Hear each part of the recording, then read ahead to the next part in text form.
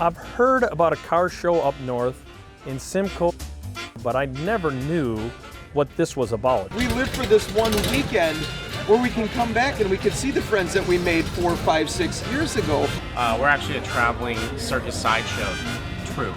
I'm a sword swallower, Frankie here is a whip cracker. First what I saw was I blew right by and came around up on the hill and could look down and see this huge parking lot of vehicles all over. There's just a lot of different activities going on besides the cars.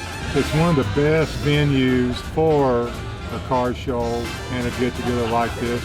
So then as you're walking around and I'm coming up here thinking of a car show, then you see people that really get into the lifestyle. This is something I drive on an everyday basis. It's a 63 International Travel All, and I just don't really like new cars. I like the old things. I can fix these, I can work on them, and a lot of the guys think that way, you know. And it really gets down to the clothing, the shoes, the socks, the pants, the shirts, the caps, and the hairstyle, which I don't get a lot into the hairstyle, but a lot of them do. My hair's down to my butt, so I have to actually like take my hair down here, hairspray and roll it up into the Liberty Roll. And then the back is a, what did she call it, French twist or something like that? Yeah. 40s through the 60s is where it's at. And like, yep, we dress like this every day. People are like, are you gonna play? We're like, no. We just like it. So there we see something vintage, a Speedo with suspenders and a bow tie. To each their own. So here in the campsite area, I mean, they really go all out. I mean, from finding old trailers and restoring them, to the signage, to anything that they can think that they can get that was from that era in the 50s and 60s, they'll have it here. And then there's a competition, right? Well, it all started with the beginning of the show about 10 years ago, and I came and saw the small campers, and I always wanted one, but that really got me the bug, and I had to have a camper, and now I have 4 vintage campers. So, what number, when did you get this one?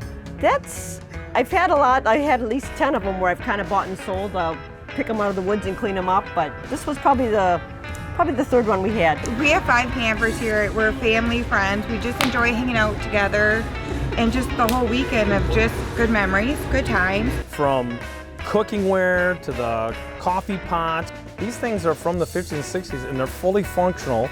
They probably weren't bought that way or found, and they had to restore them. So there's the aspect of putting little personal touches to these and get them working, know how to maintain them, and then being able to cook and serve with them. Symco's our favorite vacation. My husband closes his business for a week. We travel. It took us 15 hours to get here. I don't care what community you go to or what event you're in, even if you're not into it, seeing people's passion, seeing the joys that it brings, their memories, and what means something to them, you get drawn in. It was originally Dad's. The first person that I was talking with, he's got his dad's truck. This is my grandfather's farm when my uncle had it. Well, my 1960 Ford F100 truck means more to me because it was my grandfather's truck. And it's still the authentic seats, steering wheel, floorboards.